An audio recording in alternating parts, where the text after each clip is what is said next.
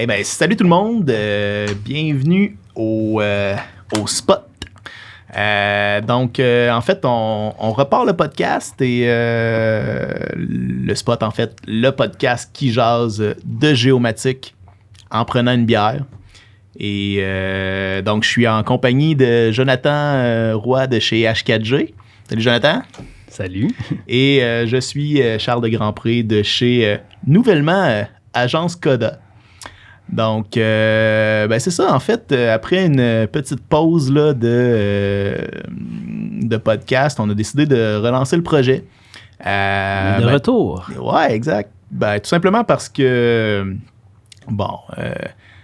on a eu je pense, des feedbacks qui nous disaient que c'était intéressant d'avoir un podcast décontracté, qui jasait de géomatique, puis qui mettait un peu de l'avant. L'humain en avant-plan. Ouais, tu sais, qui mettait le marché québécois de la géomatique à l'avant-plan, mais aussi, en fait, le marché de la francophonie en géomatique de l'avant-plan.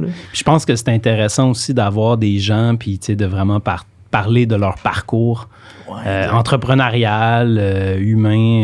Tu sais, on a vraiment eu des bons, pareil, des très, très, très bons témoignages. Ouais. Là, on a décidé, dans le fond, d'avoir ça plus de qualité. C'était peut-être ça qu'on trouvait qu'il manquait. En tout cas, personnellement, moi, je trouvais qu'on aurait pu monter ça plus haut. Fait que là, on prend ça plus au sérieux. Puis, Exact. Puis c'est pour ça qu'on est rendu, dans le fond, on enregistre maintenant chez Studio SF, dans le fond, pour améliorer, en fait, toute la qualité du rendu visuel, rendu sonore. Fait que, normalement, vous devriez le voir. Ça devrait. Cheers, donc, Charles. Eh bien oui, cheers à cette nouvelle... Bonne année 2022.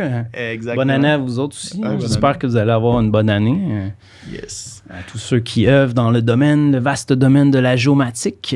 Yes. Tout azimut. Fait que, what's up? Ben, moi, ça va. Grosse année 2021, en tout cas. Ouais, ça a bougé pas mal. Ça a bougé beaucoup. Puis, tu sais, H4G Géomatique, c'est pas mal plus placé en tant que spécialiste. Avec les années, on découvre plus notre niche. Ouais. Mais non, ça a vraiment... On a une grosse année. Beaucoup d'acquisitions de bâtiments. Mais aussi beaucoup de drones. Beaucoup de scans de bâtiments, dans le fond. Ouais, beaucoup de scans de bâtiments. Ouais. Ben, tu sais, j'irais pas jusqu'à dire BIM, parce que BIM, dans le fond, c'est un petit peu plus complexe que ça. Nous, on amène de la donnée pour le BIM. Ouais, c'est ça. On amène du scan, on fait du scan to Revit, si on veut. Là, donc, on modélise en Revit. On fait aussi AutoCAD, dépendamment des clients. C'est ça qui t'a le plus occupé, tu dirais? Ou plus c'est ça qui m'a le plus occupé, mais le drone est resté très actif. Puis, ce que je trouve intéressant, c'est que, en tout cas, de notre côté, le LIDAR a vraiment pris son envol. Ouais, parce que je pense que les clients, ils étaient un peu...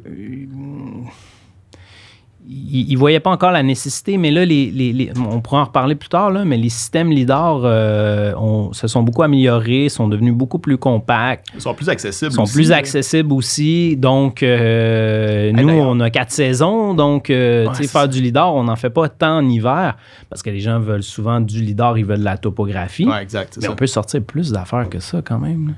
Oui, puis tu sais, parlant d'accessibilité de LIDAR, tu sais, parce que moi, cette année, là, j'ai été surpris parce qu'on dirait que ça faisait un petit bout de temps que j'étais loin de l'acquisition, là, si on peut dire. Là. Nous, on fait plus de la diffusion puis de la programmation. Puis, genre, cette année, a fallu que je magasine pour des clients des systèmes GPS à RTK.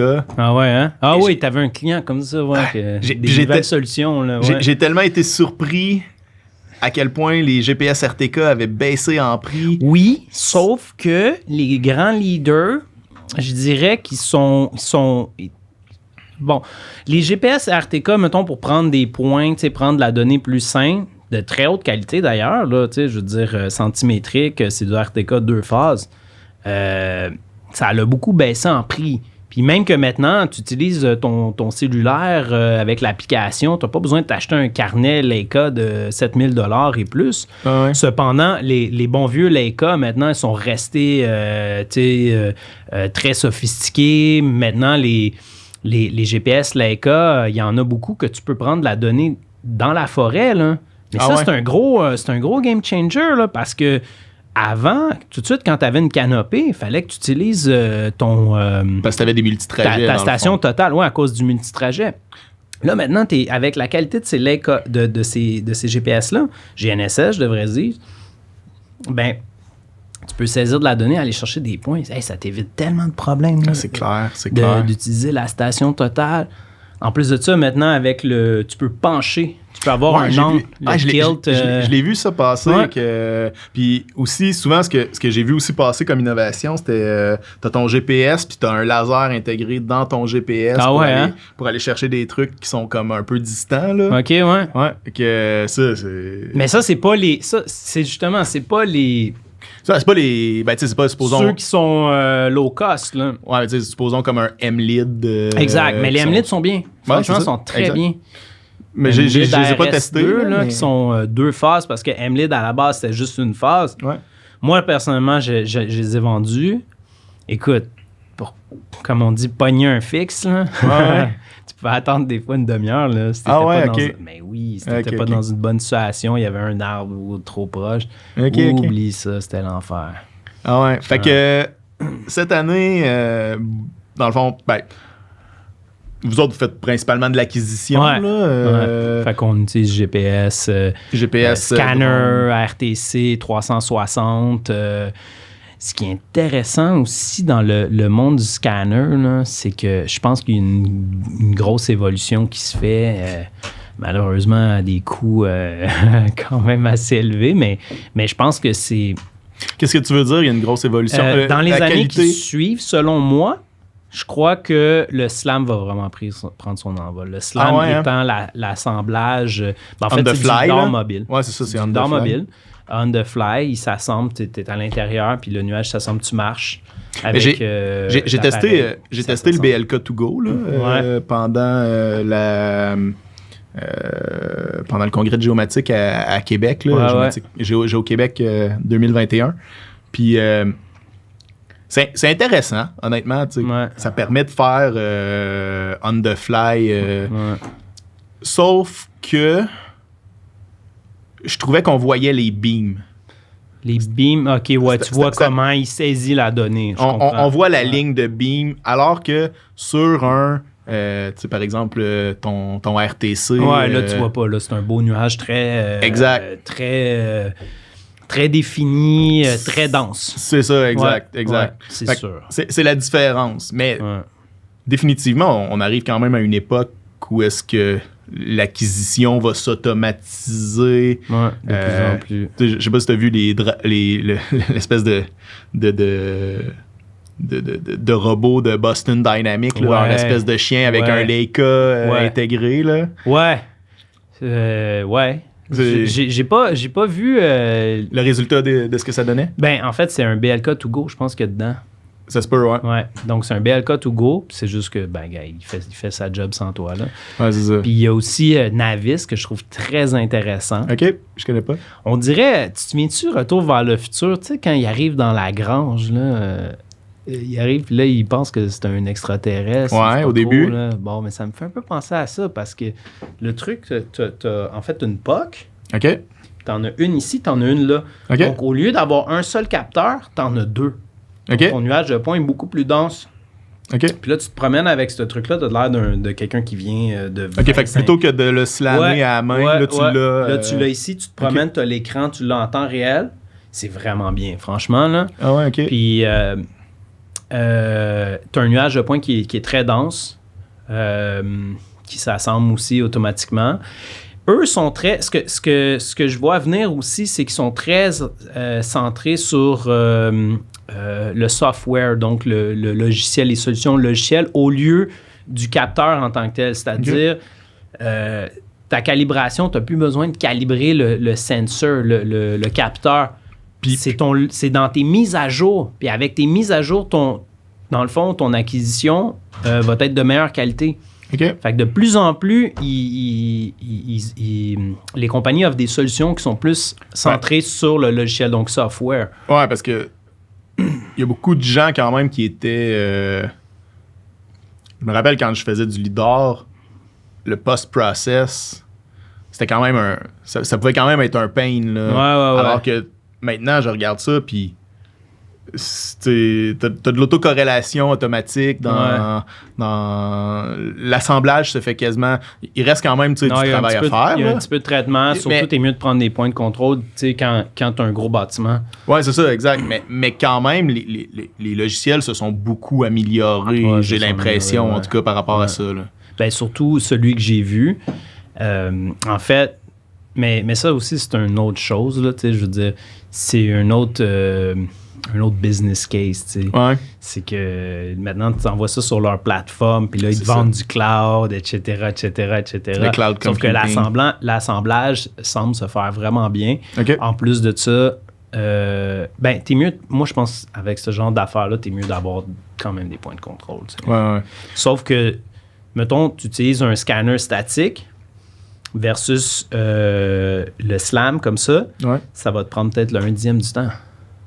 Avec le SLAM, tu parles? Ouais, c'est ça, exact. On s'en va vers... Moi, je pense qu'à un moment donné, ça va être... les capteurs vont s'améliorer. Il y en a qui démontrent déjà des bonnes aptitudes. Je veux dire, mais les coins sont assez bien définis, les lignes sont définies. Ça commence à ressembler un peu à ce qu'il y avait dans Static. Là, mais, ouais, c'est clair que...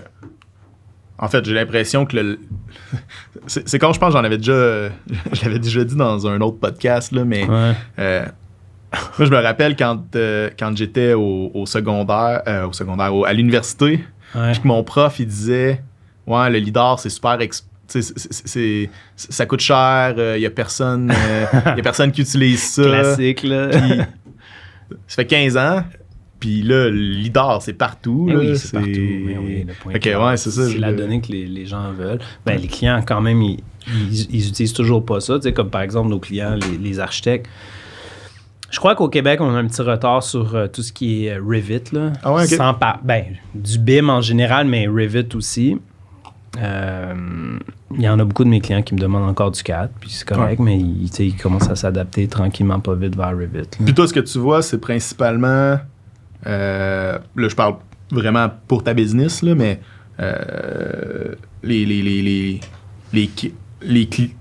le marché que tu as actuellement, c'est vraiment plus l'architecture, plus... l'architecture, mais aussi beaucoup de développement immobilier. Okay. Mais tu sais, personnellement, moi, c'est là-dedans que j'ai évolué toute ma vie. Ouais, c'est ça, exact. J'ai juste, comme j'avais déjà dit, j'ai juste joint mes deux passions. Qui était le développement. Qui est l'architecture, l'urbanisme, l'immobilier, à la géomatique.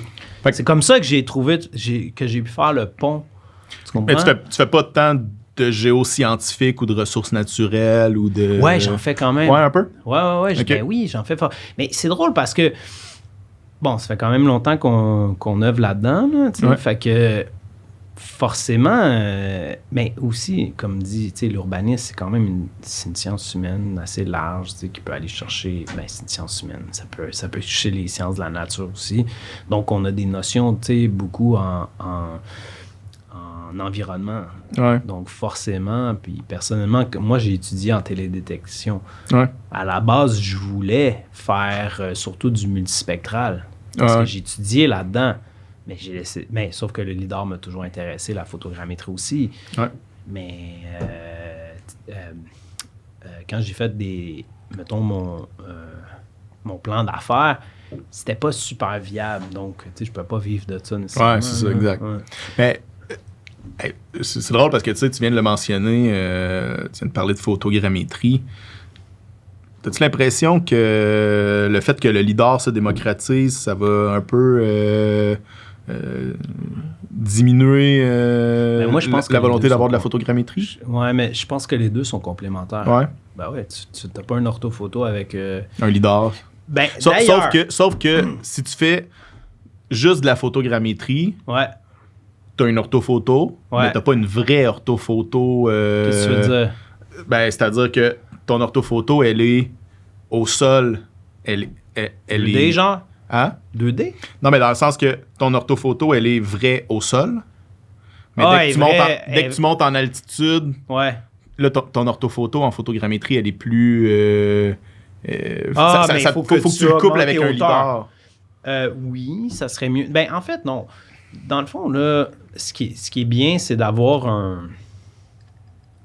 Non, ton orthophoto est viable. Elle est viable. C'est juste que si, par exemple, tu voles à une certaine hauteur, il faut que tu t'assures de voler toujours à la même hauteur par rapport au sol OK. pour avoir ton taux de recouvrement de 1. OK. Ouais, c'est ça, pour avoir ton taux de recouvrement puis avoir la même résolution d'image. Sauf que la photogrammétrie, souvent, mes clients, ce qu'ils aiment avoir, c'est un plan avec l'orthophoto puis les courbes de niveau. Ah, ouais, c'est ça, OK. Tu sais, Puis les genre- courbes de niveau, tu les prends plus par Ben, lidar c'est ça, parce c'est que ça. tu peux éviter la Ben, végétation. ben, c'est ça, tu peux aller plus percer la canopée puis éviter des erreurs que le stéréoappareillement va faire. Comme par Ouais, exemple c'est ça. des branches qui bougent ou des affaires comme ça. Tu sais.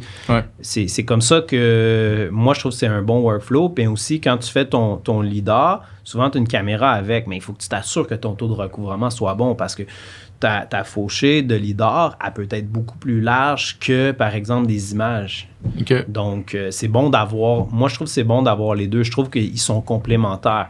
Puis des fois, la photogrammétrie, notamment dans des cas de carrière ou des cas où est-ce que tu n'as pas de canopée ou de végétation, ça fait la Elle est adéquate, job, là. ouais, c'est ça. Ben oui, puis même qu'elle peut même être mieux parce que tu dépends... au lidar, tu dépends dans le fond de ton IMU, puis tu dépends de ton GNSS, tu dépends de deux instruments. Ouais, c'est un peu plus... ouais. tu sais, c'est... Donc, des fois, on avait fait des tests dans une carrière, puis ce qui avait le mieux tiré, c'était photogrammétrie. Mais c'est ça qui continue de coûter cher aussi sur les lidars. J'ai l'impression que le système de laser est relativement rendu abordable. Ouais, c'est le IMU. C'est l'IMU C'est qui coûte cher. Là. Ouais, puis il y a DJI qui a sorti son L1, là, qui est supposé exact. être un game changer. Moi, je ne l'ai pas essayé. OK. Mais ça sent bon. Sauf que j'en ai essayé un aussi qui était à peu près le même ordre de prix. Juste pour le L1, pour ceux qui ne le connaissent pas, là, c'est un lidar low cost qui a été sorti par DJI. Par DJI. Puis en plus de ça, tu as un gimbal. Tu peux même viser en oblique. Puis il y a une IMU intégrée dedans? Oui, il y a une IMU intégrée tout petit. Puis on parle d'un lidar qui est à peu près à quoi? 1000 $? Je pense. Non. Non, 5 000? 20 000, non. 20 000, OK. Oui, 20 000. OK. Non, ben je sais pas. 25 000, je pense. OK. Mais sauf que je viens d'acquérir un à 25 000 que je trouve qui est mieux quand même. OK. Qui est Puis plus gros un peu, mais qui est quand même pas si gros que ça. 1 kilo, on parle avant, c'était des gros systèmes. Mais par rapport, par exemple, à un POC de Vélodine... Mais le POC de Vélodine, c'est juste le capteur. Après, tu sais, le POC de Vélodine, il n'y a pas d'IMU. C'est justement, c'est ça que j'ai pris. Mais là, il y a l'Evox qui est un autre game changer. L'Evox, c'est un autre capteur comme Vélodine, sauf que lui, au lieu de tirer en ligne, il va faire une genre de fleur. Ah ouais? Ouais, Okay. c'est un capteur qui est assez différent, Okay. qui est utilisé dans celui que j'ai, puis qui a quand même 3 retours. 3 retours, c'est-à-dire que tu peux faire une genre de discrimination plus facile entre ton sol, ton sur-sol. T'sais. Puis, comme là, on est au début de 2022. Ouais. Genre, j'aimerais ça qu'on regarde un peu ensemble qu'est-ce qu'on voit venir comme tendance. Ouais, mais avant, j'aimerais ça parler de ton année à toi. Là. Ah ouais. Là, tu me poses des questions. Dans le fond, on veut juste faire un petit recap. Là, okay. Ah ben, grosse année pour nous autres aussi. Dans le fond, une grosse année de... Beaucoup de cartes web, beaucoup de... T'es resté centré sur ton... ton objectif mon de faire de la carte web. Là. Ouais, puis écoute, je pense que c'est une tendance lourde. Là, la géomatique, ça s'en va sur le web. Là, puis je pense que... c'est quelque chose qui est d'ailleurs observé par les gros joueurs, là, je veux dire. Il faut être là-dessus en carte web. La donnée, elle se diffuse plus papier, là, elle se diffuse sur le web PDF. maintenant. Là. Ouais, ou PDF. Mais le pire, c'est que exact. j'en diffuse plein PDF, puis je suis quasiment gêné. Mais des fois, c'est ça que le client veut. Non, mais c'est encore utile, sauf que moi, je vois venir là, des trucs vraiment fous Bon, pendant un bout de temps, je regardais la Geomatic Web, tu sais, c'était beaucoup c'était beaucoup du matriciel. Okay. Il y a quand même eu une bonne... WMS. Le WMS, puis le WFS... Le WFS était utilisable, mais ça restait quelque chose d'assez lourd. Il fallait que tu envoies toute la donnée pour que la personne la récupère, puis tu envoyais littéralement un KML ou un GeoJSON si tu étais en format API, REST API par exemple. Fait que, là, avec l'arrivée des tuiles vectorielles, transférer des vecteurs, c'est rendu super. On est capable de faire ça de façon légère. Puis les fonds de carte deviennent vectoriels. Je pense que honnêtement, la cartographie web, en tout cas, c'est une tendance que moi je vois là. Ça s'en va vers le vectoriel actuellement. Ah ouais? OK. Ben, le support matriciel reste toujours... Parce que c'est plus facile à diffuser? C'est parce que c'est plus facilement interrogeable. Ben oui, dans le sens où est-ce que tu peux envoyer tes attributs. Faire des requêtes.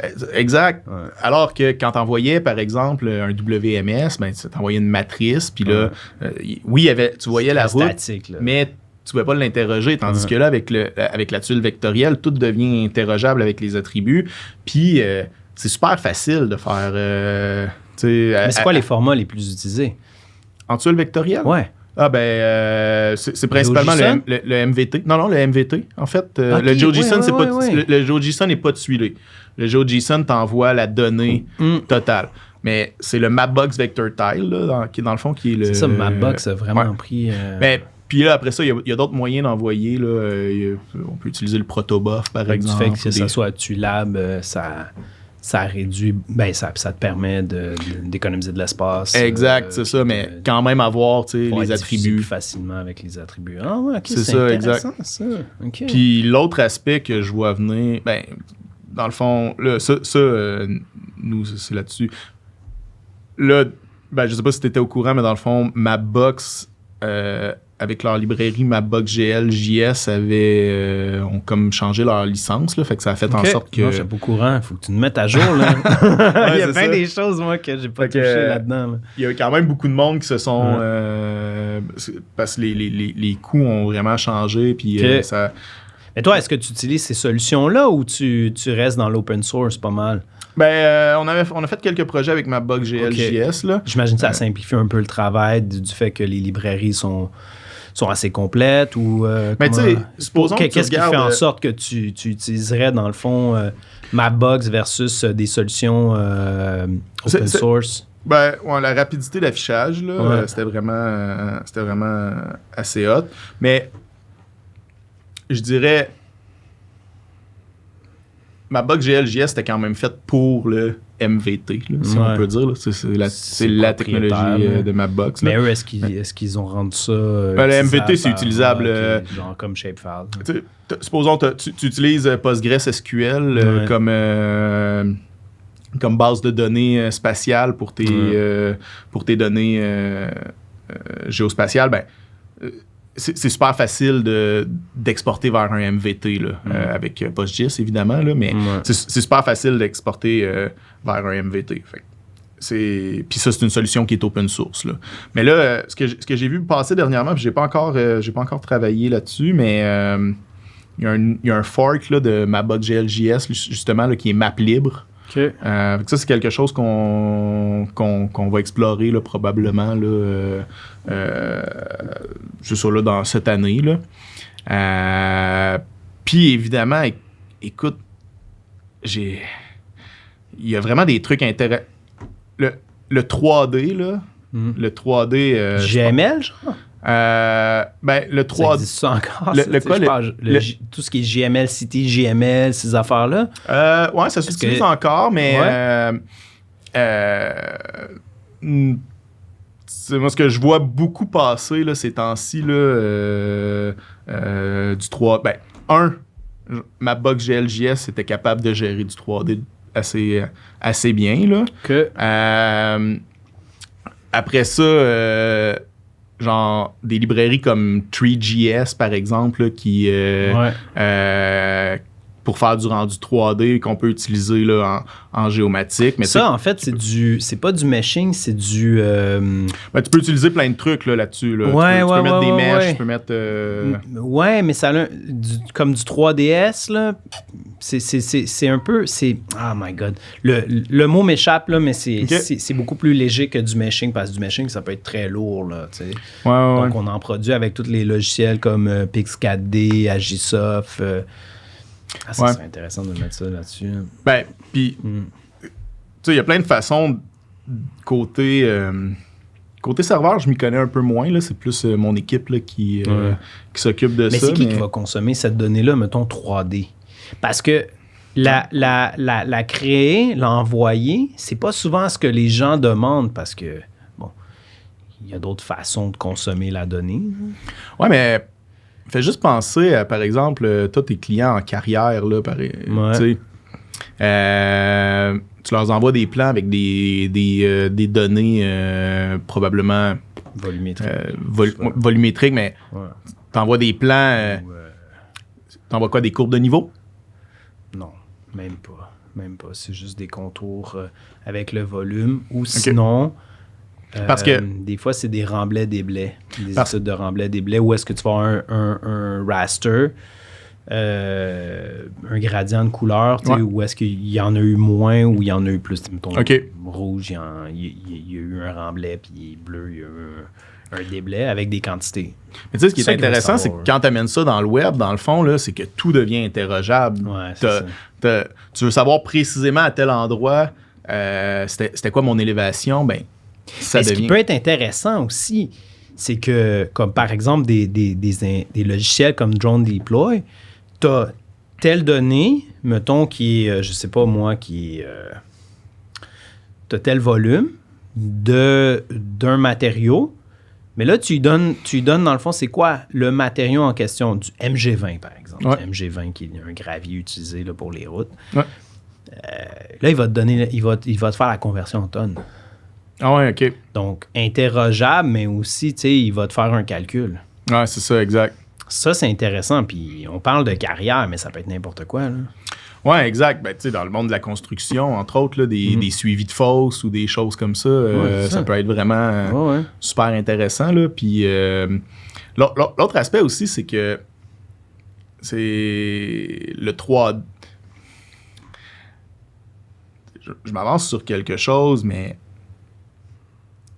on a beaucoup entendu parler en 2021 du métavers. Ouais. Puis, parle-en, vas-y. Ah non, mais... Avance-toi. Je m'avance, là, c'est du pronostic, mais tu sais, le métavers, oui, c'est de la réalité virtuelle. Fait que oui, c'est des endroits qui sont inexistants, mais il y a toute une volonté dans le fait de créer le métavers qui est de dire, ben, hey, on va scanner du existant, puis on va créer du existant, mais virtuel. Ouais, c'est fou ça. L'immobilier virtuel, ces affaires-là. Ouais, je connais rien là-dedans, mais je pense que ça serait intéressant dans le podcast d'avoir un spécialiste là-dedans. Sur le métavers. Si vous êtes un spécialiste du métavers et de la réalité virtuelle, appelez-nous. Ouais, c'est ça. On aimerait ça. Je pense qu'à l'Université Laval, il y avait des gens qui travaillaient quand même assez fort au département de géomatique en réalité virtuelle. Il y a quelques années, j'avais testé, il y avait comme scanné le campus en 3D, puis tu pouvais faire une course sur le campus. Virtuellement. Virtuellement. Là, si t'es pas trop costaud, tu te rends bien costaud, bien fort et tout. C'est ça, exact. Non, mais puis c'est ça. Un des trucs que je me rends compte, c'est que la géomatique... on dirait qu'on est comme dans notre monde de géomatique, puis on est comme un peu, on pense géomatique, puis on a l'impression que... Moi quand je donnais des conférences, par exemple, j'avais donné une conférence à un moment donné à des gens qui n'étaient pas du tout en géomatique, mais qui étaient en technologie, puis j'essayais de leur faire voir que la géomatique était partout dans les solutions technologiques, puis une des choses que... Mais déjà, le mot géomatique... Ben, c'est ça. Déjà là, tu perds bien des gens. Là. Exact. Mais juste... Moi, la chose que... L'exemple que je donnais pour faire allumer les gens que la géomatique était dans tout en technologie, c'était de leur dire... Je partais mon truc, puis je disais, nommez-moi une application géomatique. Là, les gens me disaient, Google Maps. Bon, évidemment, tu sais, Google Maps.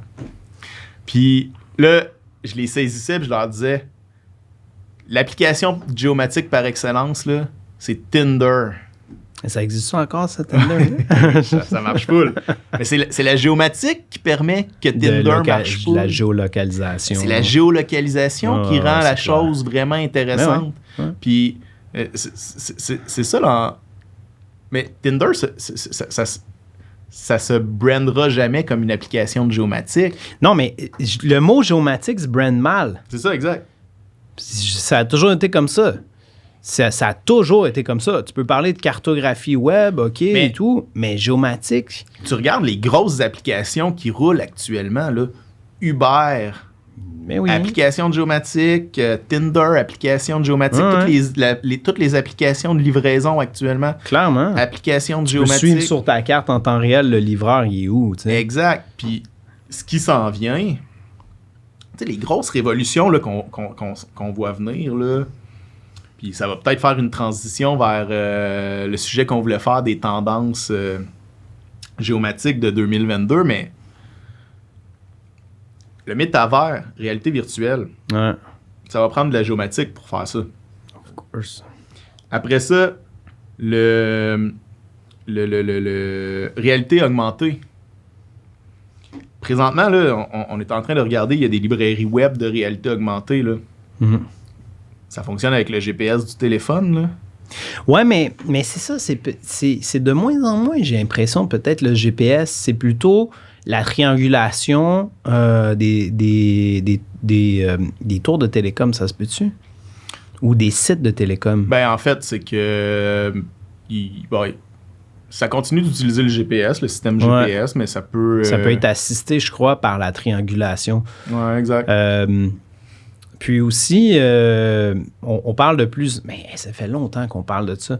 Comme d'avoir une qualité centimétrique avec un... GPS conventionnel? Avec un téléphone. Avec un téléphone? Oui, c'est ça. Mais tu parles... ça n'a pas débloqué encore. Mais tu parles uniquement satellitaire? Pas satellitaire. J'avais l'impression... Justement, peut-être pas satellitaire. Regarde, on n'est pas... Il faudrait qu'on ait un spécialiste là-dedans sans face, mais ça fait longtemps qu'on en parle de ça, que de pouvoir avoir soit une correction ou soit peut-être assisté par la triangulation, justement, de pouvoir d'avoir une précision centimétrique avec un téléphone. Moi, j'avais l'impression, là, puis peut-être que je me trompe, là, j'avais l'impression que c'était la promesse du système Galileo, ça. Mais le système Galileo, c'est... d'avoir de la donnée submétrique. Non.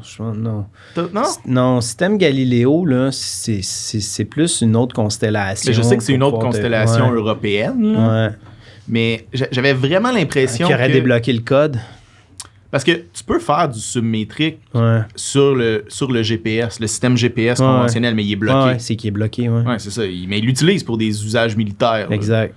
Mais civil, il est bloqué. Fait que j'avais l'impression Galileo allait peut-être débloquer ça. J'avais l'impression que c'était vers là qu'on s'en allait. Lecture de code, Puis ça, c'est super intéressant parce que si t'es capable d'avoir du positionnement, encore une fois, en robotique, là, ou voiture autonome, là, si t'es capable d'avoir du positionnement centimétrique GPS, là, c'est un game changer aussi. Là. Ouais, sauf que les voitures autonomes, par exemple, ils sont assistés par plusieurs affaires. LIDAR, radar, plein d'affaires. Ouais, je sais. Donc, c'est pas juste... il se fie pas juste sur le GPS. Mais c'est vrai que si c'était centimétrique, comme les systèmes des tracteurs, mettons, qui font du grading ou avec leurs 2 gros GPS de chaque côté. Là. Bon, ben ça tu sais, je veux dire, t'es capable de faire du civil très précis avec ça, là, ce qui est intéressant. Là. Mais toi, en acquisition, qu'est-ce que tu vois s'en venir comme étant les tendances de... Ben, comme dit surtout le slam. Le slam? Ah ouais, le slam. Ce serait la grosse... c'est ça que je vois venir. Puis beaucoup plus d'assemblage facile, même en post-traitement, en fait.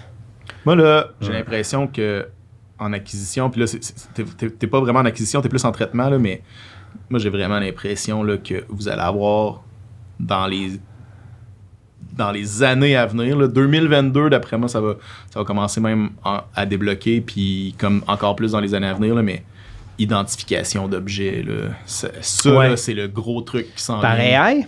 Ouais, par AI. Puis, je pense que ouais. Mais j'ai l'impression qu'on s'attendait à ça quasiment en 2020, puis on dirait que c'est pas quelque chose qui a débloqué. Mais je sais que, puis ça serait intéressant d'avoir certaines compagnies qui, justement, utilisent le AI pour le nuage de points. Ouais. Il y en a, là. Puis, exact. D'après moi, on va avoir des invités qui en font, là. Exact. On va pas donner des noms, là. Ils viendront pour nous en parler, là. On le sait qu'on en a prévu. Ouais, c'est ça. Mais oui, effectivement, il y en a beaucoup qui utilisent du AI pour traiter les nuages de points, là, pour faire de la classification, entre autres. Exact. Parce que... comme la détection d'objets, même. Tu sais, de dire, voici un poteau de téléphone. C'est exactement ça. Parce que la demande est tellement forte dans de la donnée comme ça, du big data de même. Là. Poteaux, par exemple, fissures dans les rues. Tout ce qui est équipement, là, la fibre. Ouais. Moi qui ai travaillé dans la télédétection, on me demande ça tout le temps. Est-ce que tu es capable de me donner la donnée vectorielle? La donnée de fibre? La fibre, elle est où? Tout le monde veut savoir la fibre, elle est où? Les poteaux de téléphone sont où? Mais c'est quoi la fibre qu'il y a dessus? Il y a les petits les tags. Là. Ouais.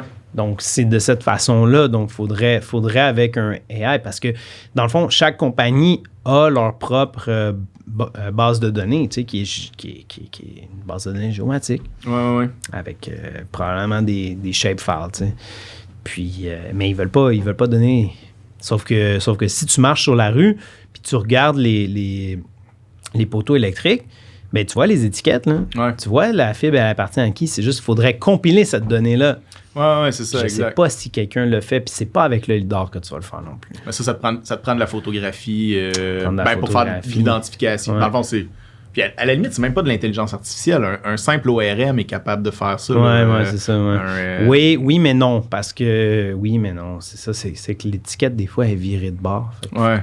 J'ai dit un ORM, mais c'est un OCR, en fait. OCR. Ouais, c'est ça.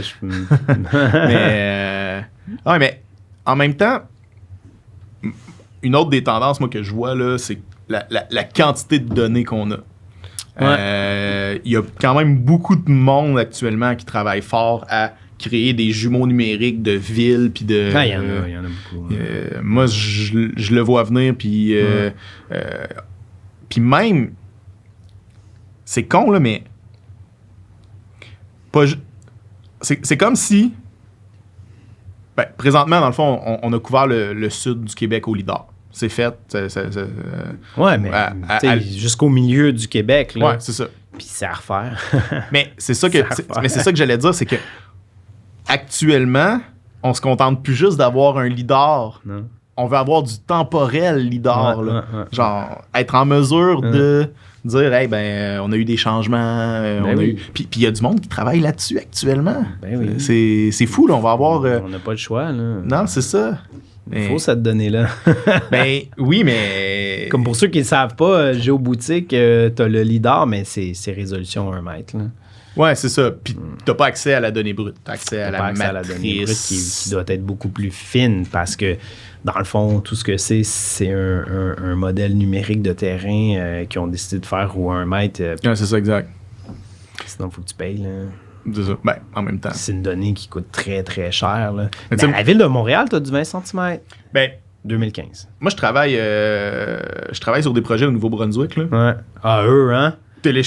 Ouais. Tu peux télécharger la donnée lidar brute en lax. Ouais. Vive GONB, là. GONB, là. GONB. on veut la même chose au Québec. Oui, on veut la même chose au Québec, c'est clair. Sauf que quand je regarde ces trucs-là, je me dis, il y a des géomaticiens qui parlent aux géomaticiens. Tu sais, cette donnée-là, qui va la consommer en part des géomaticiens? Ouais, je comprends. En même temps, c'est ça. C'est la vie. C'est la vie. Ouais, mais...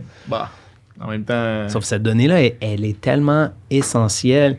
Moi, j'ai des clients en urbanisme puis en développement immobilier que je leur sors la donnée. Pour moi, c'est rien. Là. Ouais. Je veux dire, mais pour eux, c'est... Ils ont des données lidar, ils ne savent pas quoi faire avec. Ils veulent la topo. Je leur donne la topo. Je leur dis, gars, je t'ai la topo aujourd'hui. Je te fais la topo, je te fais un plan avec tes courbes de niveau et tout et tout. Aujourd'hui, ils sont comme, oh mon Dieu! Tu viens de me faire économiser 5 000 $. Ben, c'est con. Puis je leur charge pas cher parce que, tu sais, on a juste besoin de Mais c'est transformer comme en modèle numérique, là. on avait un projet ensemble cet automne où est-ce qu'on parlait d'aller faire de l'acquisition, puis un projet de peut-être un 5-6 000 d'acquisition. Ouais. Puis après avoir parlé aux clients, on s'est rendu compte que c'était suffisant. C'était suffisant pour Mais son l'affaire, besoin. c'est ça qui est fou parce que, OK, mettons, tu vas scanner un terrain. Mhm. T'as ton nuage de points, essaye de... Puis là, il dit, moi, j'ai besoin de ça précis centimètres. OK, c'est vrai que la donnée du modèle numérique de terrain qui est disponible, c'est métrique. Sauf que quand tu vas sortir, mettons, tu vas scanner là, avec ton lidar, là, puis tu vas sortir du centimétrique, attends de voir les courbes de niveau, là, d'à quoi ça va ressembler. Là. Oublie ça, là, c'est un gros mess. Là. Ah ouais? Ça... Mais tes courbes de niveau sont ben trop serrées. Ouais, c'est ça. OK. Tu sais, ça va détecter la moindre petite butte de rien. Là. Ouais, c'est ça. Visuellement, c'est inintéressant. Là. Ouais, c'est ça. Souvent, il faut que j'étire ça aux 50 cm, là, comme minimum. Là, parce que, pour que ce soit intelligible. Pour pour que tu puisses le lire. Ouais, c'est ça. Donc, des fois, tu es aussi bien de juste prendre cette donnée-là. Mais bon, quand il faut vraiment que ça soit précis, après, quand tu veux sortir d'autres données de ça, ou si la donnée, elle n'est pas à jour, c'est sûr que le lidar, c'est mieux. Tout de suite, quand tu as des branches, il te faut du lidar. Ouais, c'est ça, exact. Ouais, parce que la photogrammétrie, ça va pas te... Ça va rien sortir de bon. Tu sais, juste le vent dans les branches là, va faire en sorte que ton autocorrélation, elle va se faire mal. Mais, fait actuellement, là, toi, tu vois rien. Ben, je vois rien pantoute qui s'en vient. Non, mais tu vois rien en AI. Ben oui, je vois des trucs en AI. Tu le vois venir quand même. C'est sûr, ben oui. Parce que, sauf que moi, dans mon département, je trouve pas que les innovations sont venues assez vite. La seule chose qui est bien, c'est que des fois, c'est de vectoriser certains éléments comme des tuyaux, des trucs comme ça, où est-ce que tu as des logiciels qui te permet de faire du AI. Puis aussi, dans le lidar aérien, tu peux faire un peu comme on faisait de la classification par entraînement. Ouais. Mais tu sais, moi, ce que je vois, ce que je me dis, là, je peux pas croire, puis sûrement que ça existe, là, mais c'est juste qu'on l'a pas encore. Je l'ai peut-être pas dans ma référence, là. Ouais. Mais supposons, toi, en BIM, là, que tu scannes des bâtiments, là. Ouais. Je peux pas croire que intégré à Revit ou intégré à AutoCAD, il n'y a pas déjà de la classification d'images ou de la classification de points pour dire ben t'as 50 portes dans ton... Mais c'est parce que l'affaire, c'est que, comme par exemple dans Revit, il faut que tu crées une famille. OK. Puis si tu crées... Il y a des plugins qui te permettent de dessiner beaucoup plus rapidement. Mm-hmm. Mais à date, de ce que moi j'ai vu, moi j'ai pas trouvé de plugin qui faisait vraiment par intelligence artificielle des familles. Des familles, c'est comme des blocs. Ouais. C'est-à-dire comme ça, c'est une porte. Mm-hmm. Dans le BIM, ça te permet un peu de faire comme en géomatique, c'est-à-dire d'avoir une table d'identification. Telle porte, c'est quoi? Sa résistance au feu, c'est quoi? Ouais. C'est ça le BIM, en fait. C'est une documentation beaucoup plus complète. Puis en plus de ça, il y a des clash detection qui se permettent de faire, qu'on peut faire. Ouais. Mais l'intelligence artificielle, de ce que j'ai vu, il y a toujours des corrections à faire. Fait qu'au final, ça sert pas à grand-chose. C'est dommage parce que je sais qu'un jour, ça va se faire sûrement par AI. On est encore dans, j'ai l'impression, là. Ouais. Je fais pas d'AI, là, ou très peu, là. Puis, tu sais, ce que je vois, c'est qu'on est encore dans la règle du 80-20, là. C'est-à-dire que ton intelligence artificielle est probablement capable de détecter 80% des éléments que tu as à détecter. Elle va te détecter 80% de tes portes, puis c'est le 20% qui reste qui est... Mais au final, ton 20%, il va faire tu vas être obligé de donner le même temps de travail que si c'était l'entièreté, des fois. C'est ça le problème. Ben, c'est que tu as 20% des cas où est-ce que ça demande beaucoup de travail. Ouais, c'est ça. Je comprends. Ouais. Mais toi, veux-tu nous parler des dernières nouvelles de CDG développeur, on va dire? Ouais. Ah, ben ouais. Ben écoute, je l'ai un peu glissé en début de... Oui, c'est vrai. En début, là, que maintenant, on était agence Coda, non plus CDG développeur. En fait, on a fusionné là, avec une firme spécialisée en création de contenu et marketing. Donc, qui s'appelait comment? Qui s'appelait Coca Marketing, en fait.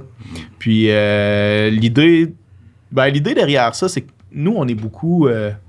on est dans la diffusion de l'information, puis dans la création technologique. Fait que, ce qu'on cherchait à faire avec cette fusion-là, c'était de dire,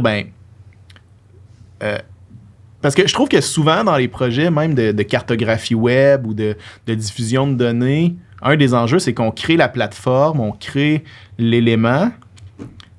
Il faut l'intégrer. Puis on n'a pas une stratégie marketing, par exemple, pour permettre aux utilisateurs d'aller sur cette plateforme-là, la découvrabilité du produit. Donc, c'est ça. Encore une fois, géomaticien qui parle à géomaticien. Ben exactement. Fait que l'idée derrière ça, c'est vraiment de dire, regardez, on va vous faire des cartes web, on va vous faire un système de diffusion de données.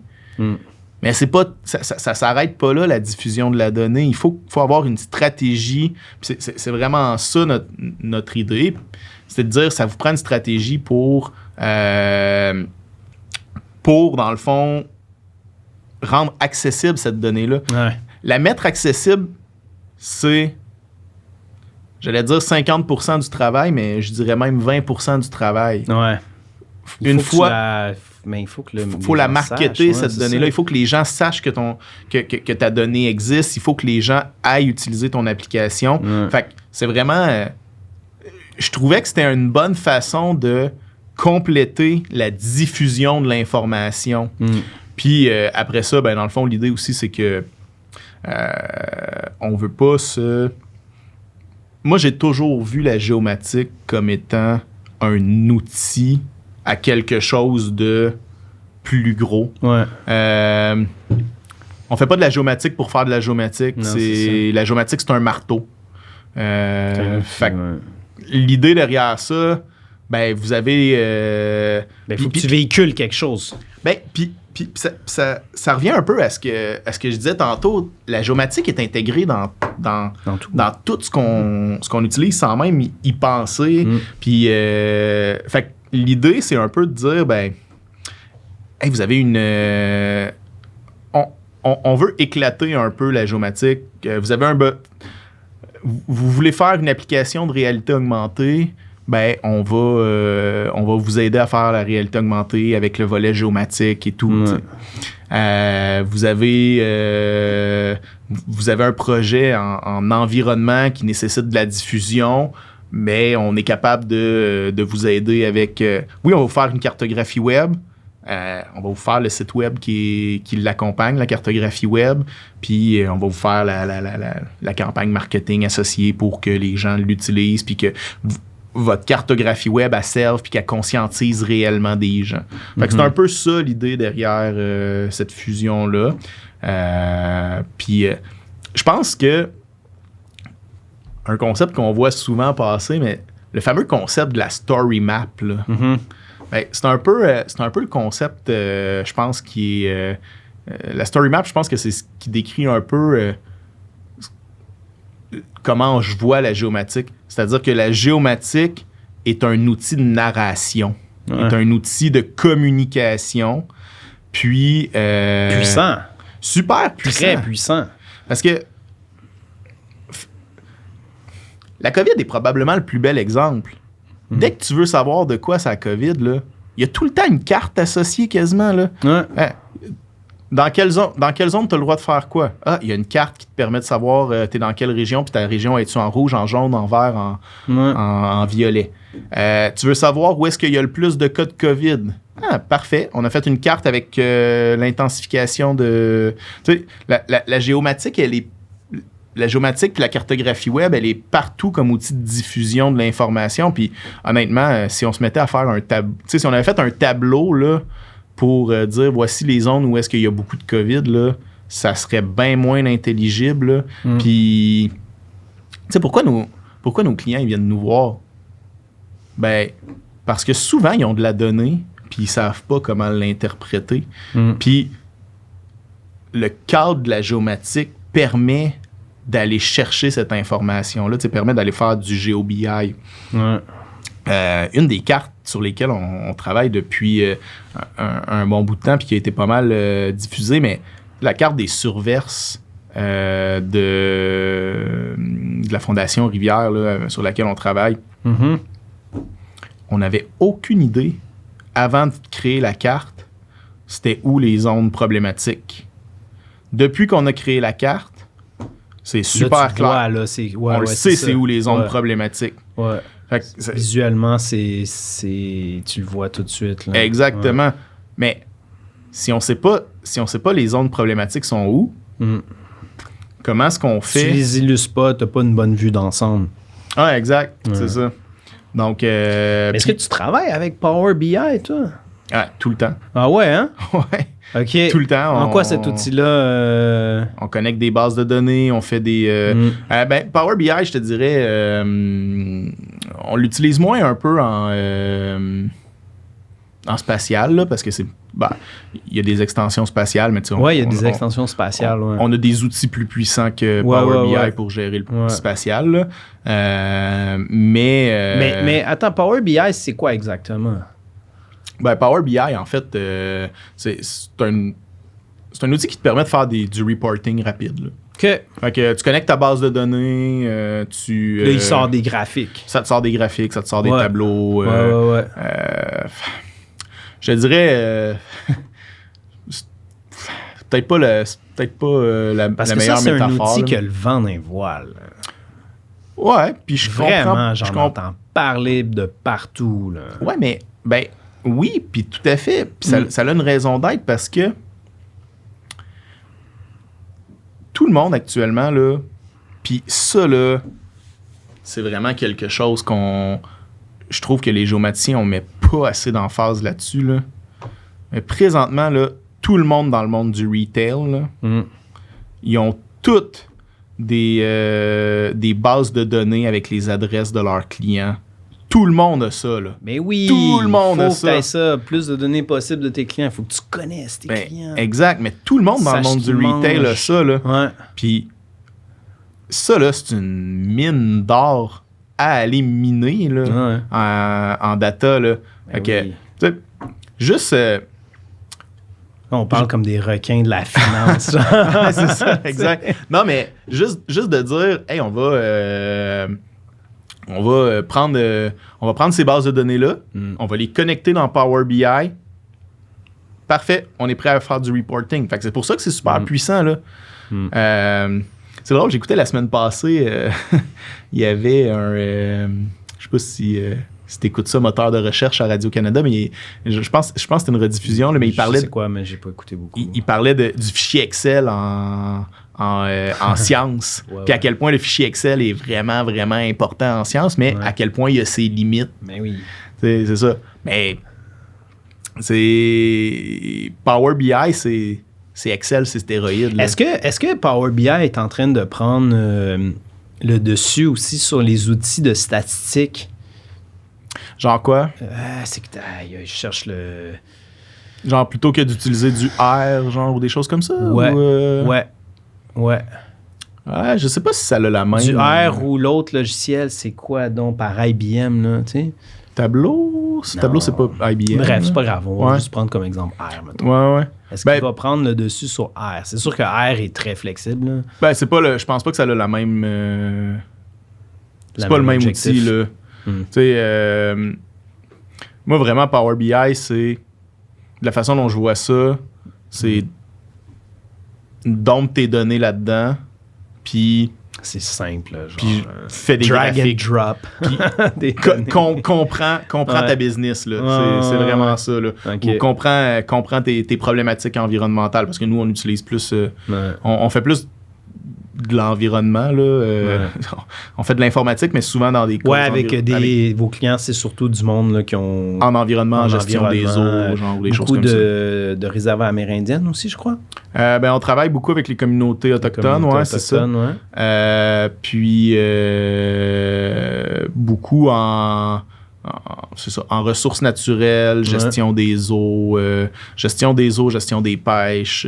C'est vraiment notre gros notre gros core de business est dans ça. Là. Mais on travaille beaucoup aussi. C'est assez diversifié, là, mais je te dirais, on a un 50% diversifié puis un 50% qui est très orienté ressources naturelles, environnement, etc. Là. Mais ce que j'aime bien de Coda, justement, c'est la profondeur aussi à mettre ça en marché puis à vraiment amener tout l'aspect marketing de tout ça parce que c'est un outil puissant, mais il faut le propulser quand même. Ben, exact. Puis, en tout cas, je sais pas si je vais dire quelque chose de très, controversé, mais je vais le dire quand même. Ouais. J'ai l'impression que les géomaticiens, on n'est pas les meilleurs pour se marketer, pour se vendre. Ah, ben ça, c'est sûr. Là. On n'a pas étudié là-dedans.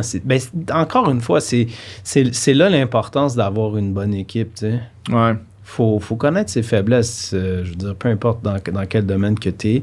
Mais en géomatique, on pense qu'on maîtrise les cartes à 100%, mais vraiment pas. Là. Mais juste sur le design de la carte, là, on a très peu de notions à la base. Je vais faire une plug pour un autre podcast de géomatique, mais continuez d'écouter le nôtre. Là. Mais un petit refill? Non, il m'en reste un peu. Moi. Ouais, il m'en reste un peu. Je te donne ça. Mais j'écoutais Mapscaping. Tu écoutes sûrement Mapscaping? Ouais. Super bon podcast de géomatique d'ailleurs, en anglais par contre. Puis, je me rappelle plus c'était dans quel épisode, mais il y avait quelqu'un qui disait faut que les géomaticiens, on arrête de se vendre comme des faiseux de cartes, là. Mais oui. Puis qu'on commence à se vendre comme des personnes qui traitent de la donnée. On fait de l'aide à la décision. Ben ouais. Basée sur de l'intelligence spatiale, mais il faut vraiment qu'on intègre là, dans la communauté en général le mot intelligence spatiale, je pense. Là. Géospatiale, oui. Ouais, intelligence géospatiale. Vraiment, parce que je pense que c'est parce que c'est ça qu'on vend. Ben, pas juste ça, c'est ça qui amène le plus de valeur. Oui, c'est ça. Tu sais, c'est vraiment ça parce que, comme tu dis, toutes les applications, notre quotidien, là, on utilise la géomatique dans notre quotidien à chaque heure. Là. Donc, puis c'est un outil qui est un des outils les plus puissants, c'est la carte. Souvent, tu arrives sur un site web, tu veux la carte directement, tu veux même pas passer par d'autres affaires. Là. Tu veux la carte. Exact. Dans ta face, là, que tu puisses chercher directement ce que tu veux. Ça, c'est rendu un standard. Ouais. Tu vas sur n'importe quel site web, il y a toujours une carte. Des fois, je cherche un resto directement sur Google Maps. Ah, exact. Je sais où est-ce qu'il est parce que je veux le plus près de chez moi. Puis, je sais le nombre d'étoiles qu'il y a. C'est quoi la première chose que tu regardes quand tu vas réserver sur Airbnb? Mais oui. C'est situé où? La localisation. Tu veux savoir, t'es-tu au centre-ville ou t'es quand tu veux t'acheter une maison. Exact. Un terrain. Localisation. Exact. les trois. C'est ça. Les exact. 3 L, ouais. On devrait peut-être dire bonjour à la France, l'Afrique qui nous regarde. Ah ouais, si jamais on a des gens de l'étranger, là, continuez de nous regarder, là, vous allez voir. Là, non, c'est sûr. On a des trucs super intéressants qui s'en viennent. Ouais. Il y a plein de monde déjà sur LinkedIn. Je rapperais peut-être ça. Mais attends, on peut peut-être parler déjà qu'on est prêt à recevoir, par exemple, des commandites. Oui, exact. En fait... si les gens veulent faire, dans le fond, la promotion de postes, on pense que ça serait vraiment un bon outil. Oui, en fait, ce qu'on pensait, si jamais ça vous intéresse,